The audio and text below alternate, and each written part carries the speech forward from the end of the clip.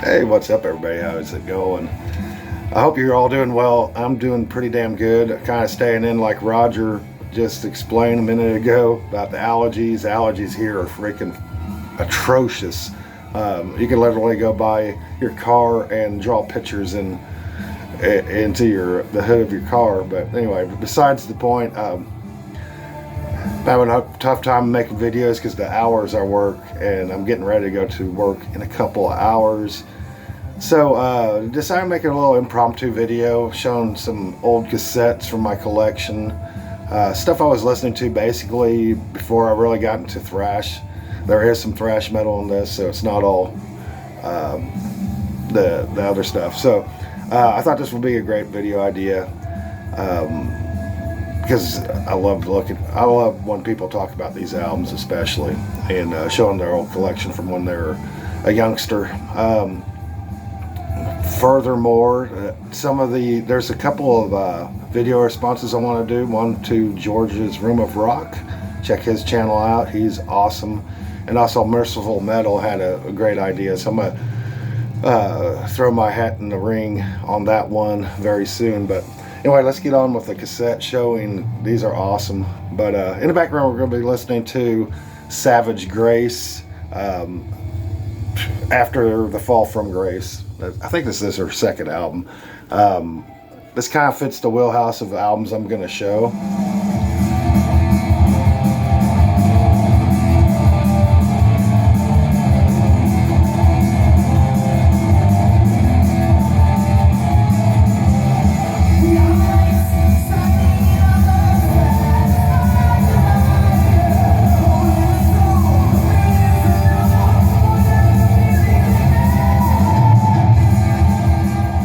Badass. I love 80s speed metal, heavy metal.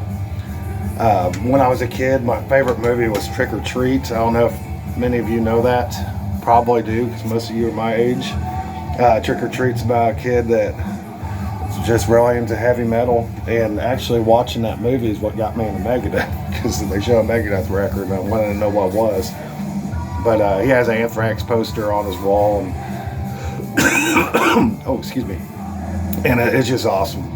So this is kind of not based on that movie, but me feeling like that teenager when I was a teenager. I guess that's the best way to describe it. So first one I'll show is this beast, Malice. In the Beginning. I think this was released in '85, but it's just your standard kind of heavy metal, kind of like this stuff. Really cool stuff. This is not the original cassette, looks like. I haven't listened to it in a while. But the J card is still intact. I think I remember what I did, because the shell was cracked on it, so I put it in another shell that of a band I didn't like that had screws on it. So what I did when I was a teenager to fix things. But Malice, In the Beginning, this is a killer freaking album. Killer shit on Atlantic Records, my old cassette. That one's cool. This one was a joy to listen to back in the day.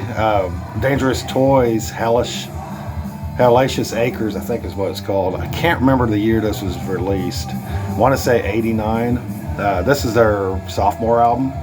This one's got Gunfighter on it and Give Me No Lip. But it's this standard sleaze metal, and very aggressive.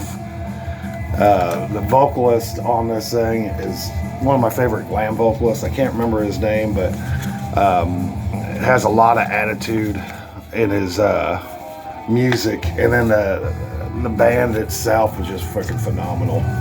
But Dangerous Toys, I think their more popular stuff is like off their first album.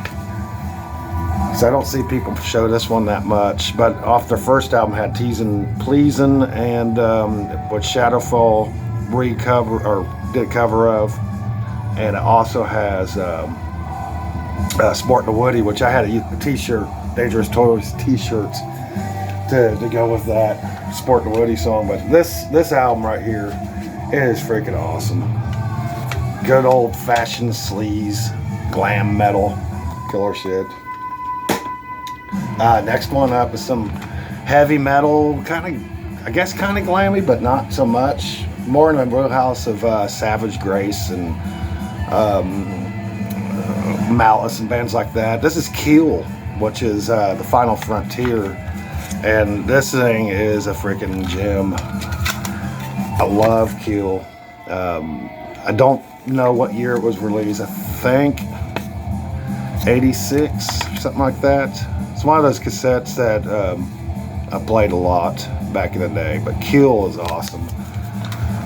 I wish I could go more in detail, but the title track, the opening track on it is the title track, and it's just freaking awesome.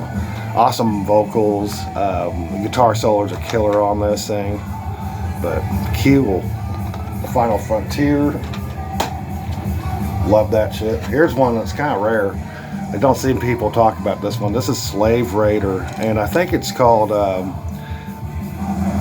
What Do You Have About Rock and Roll? Something like that. I can't really see it because my eyesight. What do you know about rock and roll? Fuck. But anyway, this is kind of a power glam metal band. I think they're from Minnesota. It's one of those, like I said, I never see anybody talk about this, but there's not a lot of people talk about glam metal on the VC that watches my channel anyway. But George's Room of Rock, he'd probably like this, and Scott Waters from No Life to Metal. I'm surprised he might have shown this, but I don't know for sure. But Slave Raider, this is pretty killer if you're into the bands from the 80s. I can't remember when this was released. Probably 86, maybe 85. But it's some killer shit. But I was so thrilled to listen to this yesterday. The vocals on this is freaking phenomenal. And I love the drum production on this. It's real 80s boomy with the high, the weird snare. I don't know. It's a fucking killer. Slave Raider. What the hell do you know about rock and roll? I think is what it's called. Or what the hell do you know about? Fuck, I'm not gonna say it again. That's good. This one Roger's gonna like, because he just showed this recently. This is Warlock. I can't remember the name of the album because I can't really see it. Something in Agony. But I had a crush on Dora that's on this. German heavy metal is what this is. Love that fucking artwork. But this is my original cassette. Dora's right there. There she is. Used to have the hots for that chick. She's a hottie. And then love the artwork on this. But used to jam the shit out of this. When this came out, I remember everybody was talking about it, so I got this cassette. And still like it to this day. Don't listen to it a lot, but thought I'd show it in my old collection, Warlock. I can't remember when this was released. Look at that artwork. That's just classic heavy metal shit. My old Dio Dream Evil cassette. I'm gonna get it out of there. This is a killer frickin' album. I showed the CD not too long ago, and maybe the vinyl. They have it on all three formats. Sunset Superman and All the Fools Sell Away. That's awesome. But I was back in the day. My first favorite bands that I really started getting into and buying all their stuff was like Queensryche, Dio was another one, Motley Crue, Halloween, stuff like that. Overkill, which I just seen the tapes, was another one. Picked up a lot of their stuff, but yeah, this is cool. Love this fucking cassette. Let's keep on going with this. Gotta kind of mix it up a little bit. My favorite non-Ozzy, non-Dio album, I guess you'd say, Tony Martin era Black Sabbath, this is the Eternal Idol, which honestly I feel like the best doom metal song of all time is on this record, actually, and that's the Eternal Idol. Really dug this album. And I think originally the lead vocalist from Badlands was the vocalist on this, and they had to replace him with Tony Martin. And oh no, I've heard the vocals with man, I can't remember that guy's name from Badlands. I've heard that original version before. I think you could actually buy it, but that's a fucking killer one. Eternal Idol. I have this on vinyl as well. This is the OG cassette, and I have the OG vinyl. One of these days I'll show that vinyl. I know I've never shown it before, but the Eternal Idol is fucking awesome. My original Years of Decay by Overkill. I don't know how many days I spun this thing when I was a kid. It was my favorite album. I thought it was the heaviest album on the planet because of Skull Crusher on it. And I remember back then I had a cassette mixtape that had the heaviest songs on it, and Skull Crusher was on it. The Thing That Should Not Be by Metallica was on it. Devil's Island by Megadeth was on it. And every time I hear those songs, I keep on expecting one of those other tracks to come on after it. But yeah, this was one of my favorite go-tos back in the day. And it's another one I have on all three formats. Overkill, the Years of Decay. Here's my very first copy of Scorpion's Blackout. It's actually the very first Scorpion album I ever bought. So I really don't need to say too much about this band. Everybody knows who the Scorpions are. German, heavy metal, kind of glammy a little bit. But Blackout's a really great record. And just love, I don't know, these old cassettes, this is so cool. I love the old cassettes. But Blackout by the Scorpions. I think I got this one in '92. This is Dehumanizer with Black Sabbath. Of course, everybody knows it's on the Dio years. This is a great cassette. Sounds so damn good. Actually sounds better than my CD, I think. And personally, back in the day, when CDs came out, I didn't really care for it too much. It seemed like, I think it was because it was too fucking clear. Almost making a video, and then somebody wanted to talk to me. So yeah, this was a great freaking record. But like I said, the CDs, when they first came out, I got my first CD, I was like, oh, this sounds like fucking dog shit. Because I was used to the analog sound. I primarily listened to cassettes and vinyl. And anyway, yeah, this is a great format to listen to this album. It sounds heavier to me for some reason. So Black Sabbath, Dehumanizer, what a killer fucking record. This one, I don't know if I've ever seen anybody talk about this one either, especially in the glam VC world. Maybe I've missed it, but this is Black and Blue, their debut album. Can't remember when it was released. Want to say 87 maybe. But Black and Blue kind of sounds like Quiet Riot a little bit. I think never heard their second album. I think this one is all I needed. But it's also a great record. I think George is going to like this video. George's Room of Rock. It's kind of, because him and I listened to pretty much the same old 80s stuff. We kind of probably grew up about the same time in the 80s. But here's another Overkill. This is actually one of my favorites too. Spent countless nights spinning under the influence. Favorite track on this is Hello from the Gutter. Absolute freaking fantastic one. And man, I love this. Seeing this thing, and I have this on all three formats as well. Overkill Under the Influence. Kind of, it's got a little bit of wear, doesn't it? I think what happened was this actually, the case broke, and then I didn't know it and stepped on it and kind of wrinkled my freaking cover. But yeah, anyway, yeah, cool to see that one. Cool to show that stuff. Another one, man, this Twisted Sister, Love Is For Suckers. This is actually my favorite Twisted Sister album.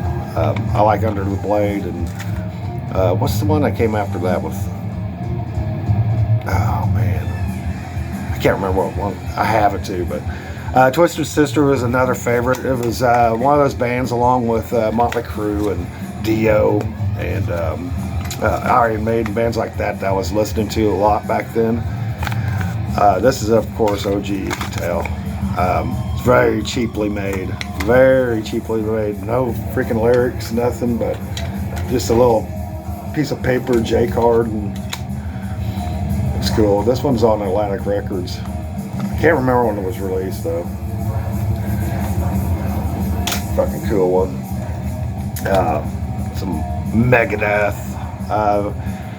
You know, there's a lot of people that don't really care for that, and that's this album, and that's okay. Not every album should be, and it probably didn't reach the mark of Killing Is My Business or Peace Sells or the album that came after that, Rust in Peace. But still, this is better than a lot of the other bands, I guess I want to say, especially their third albums. So Far, So Good, So What was an album I listened to quite frequently when I was a kid.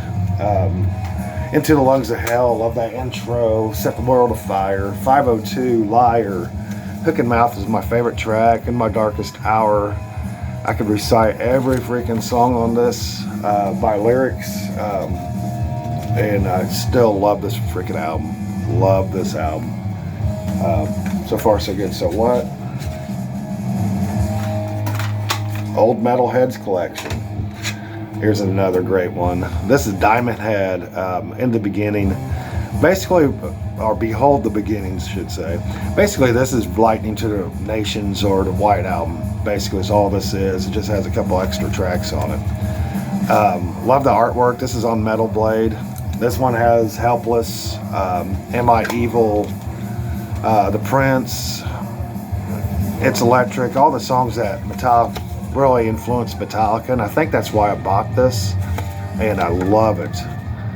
It has old t-shirt order form, but I love this British wave of new wave of British heavy metal, or whatever you want to call it. This is fucking killer, and actually I like these versions better than the Metallica versions, even though I heard the Metallica versions better or first. I like on, I think it's Helpless, there's a little funk bass part that they don't do on the original version, which is on, well, not original version, they did it originally, Metallica covered it, and I like this version better, but this version's not bad either. It's the first version I heard, but yeah, this one's fun. This is a killer record. So Diamond Head, this is actually a compilation, I believe. Behold the Beginning, killer stuff. Another Black Sabbath. This is Tony Iommi's 7th Star, which this is the original. I think, I'm not sure if just the cassette versions had this cover art. I know my vinyl has Tony Iommi in the middle of this. This has Glenn Hughes on vocals on it, so it's a little bit different. I really love this album a lot. It's more of a heavy metal album, I guess. Other than kind of they kind of got away from the doomy parts a little bit more. Just straight up heavy metal album, but killer one. Tony Iommi's 7th Star, Black Sabbath. Or the Warner Brothers. Love that one. My old Anthrax, Among the Living Cassette. I listened to this daily back in the day. Favorite tracks on this, of course, is Among the Living, Nice Fucking Life, or Effelneffelkissen. I think they did that again with on their Attack of the Killer Bees. I think they had a song called, well, it's Nice Fucking Ballad, but I can't remember how you say it because I wrote it backwards. But anyway, yeah, this one, I Am the Law, Caught in a Mosh, you name it. This is a killer fucking thrash metal album that blows my mind. I think it was released in '87. Fucking killer shit. Anthrax Among the Living. The very first cassette, I had a bunch of cuss words on it when I was a kid. I have this on vinyl too. Guns N' Roses' Appetite for Destruction. They'll never see me hate this album. I fucking love this goddamn thing. This is a killer one. I think I bought this and the Anthrax on the same day, if I remember correctly. Not much to this one, but the vinyl record has a different artwork, and then I have another one that has this artwork on it.